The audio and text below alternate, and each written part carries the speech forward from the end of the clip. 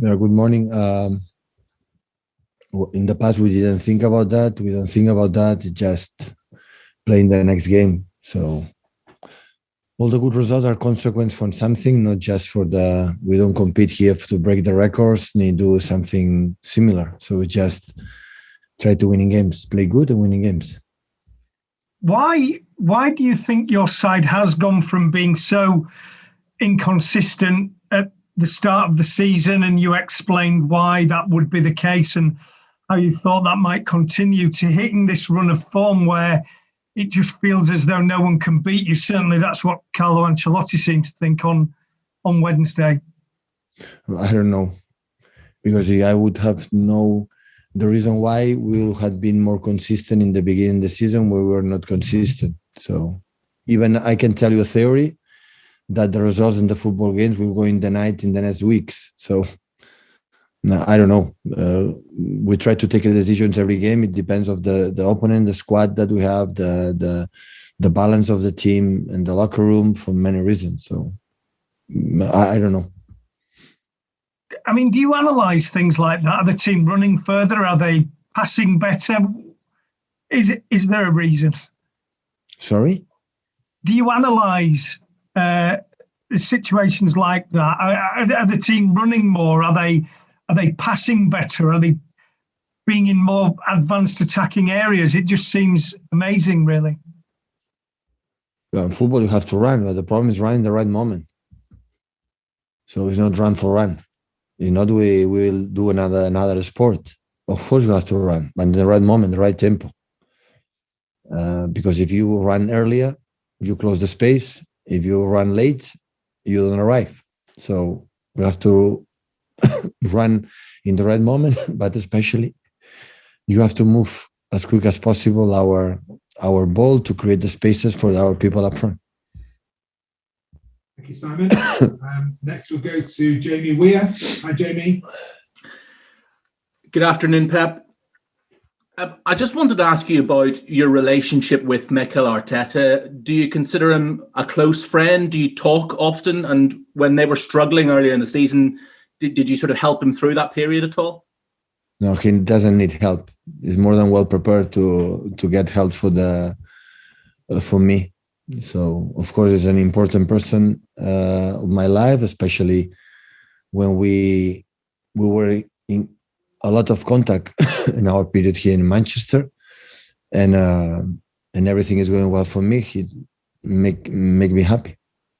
And when you watch Arsenal play, do you admire the way they play? Do you watch and think, well, clearly some of my ideas have rubbed off on Mikel? Do you feel a sense of pride when you watch Arsenal play that you helped inspire Mikel? No, I didn't inspire him. What he knows for himself, and I'm not absolutely in this case any influence. So what he has doing is all the credit for him, his backroom staff, and everything. Only I can say the last month and 2 months show me that all the manager needs time. He's not an exception, but what I see the last month, 2 months, every game Arsenal play is better than the opponent. So also our dreams as a managers deserve the results. We play to deserve what we want to get. And after, it doesn't happen. Sometimes you lose the games. You win. You cannot control it. But what we want to deserve, always he's doing. And the games are playing the last month, always they are better than the opponent. Analyzing in terms and control the game and create more chances and concede few.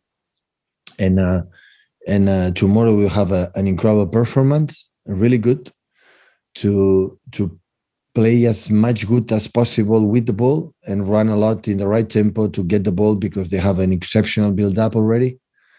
They move with many sense. All the movements they have to build up for the final third, the quality for the incredible energy for the Smith, for Masaka and Aubameyang, especially in the runs in behind, and all the players that have the quality in the middle to make the process quite well.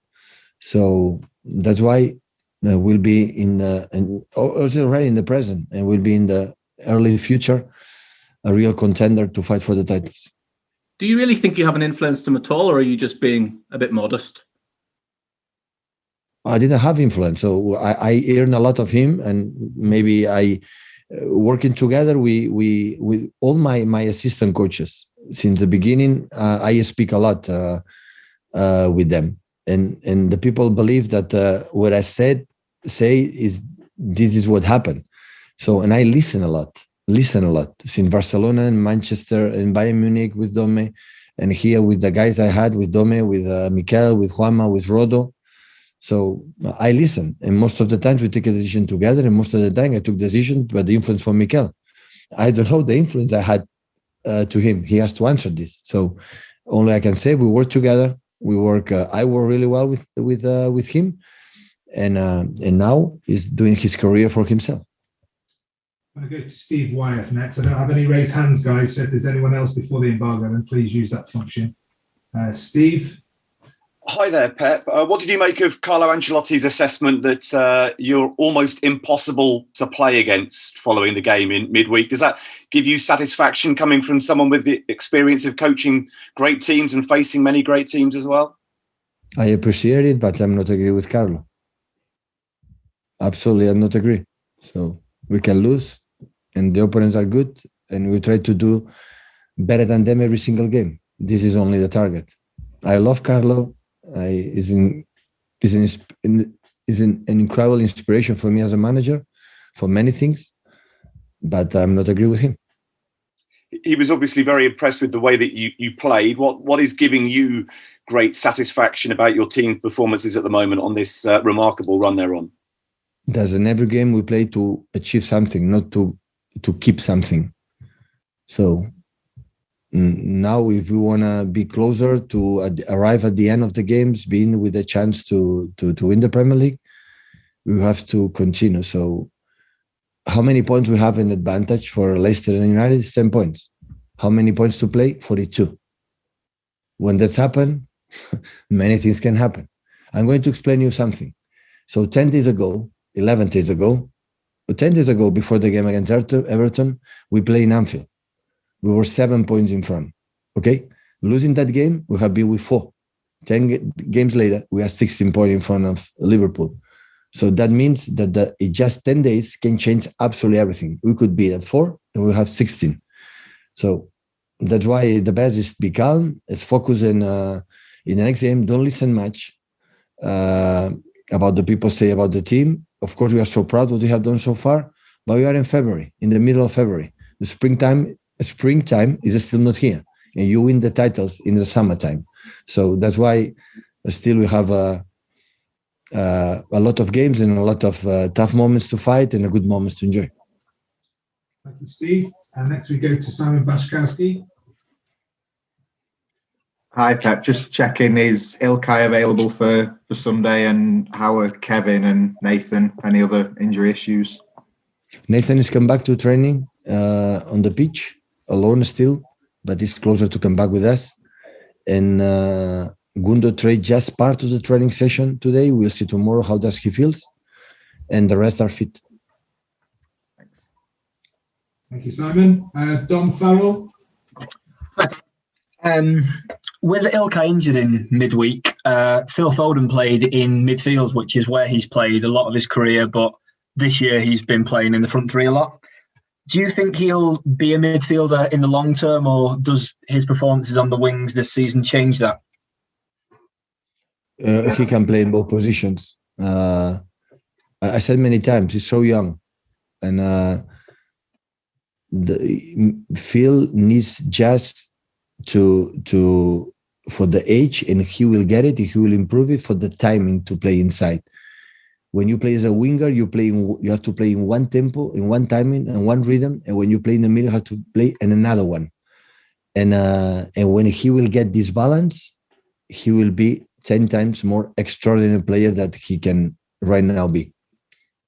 How long does it take a player to get that balance, or is it Time. Years? Yeah. Question of time. Okay. Okay, thank you, Dom. Next we go to Brad Cox. Hi, Pep. Good afternoon. You seem to have an extra day rest compared to Arsenal after they were travelling last night in the Europa League. How important is that towards that Sunday's game?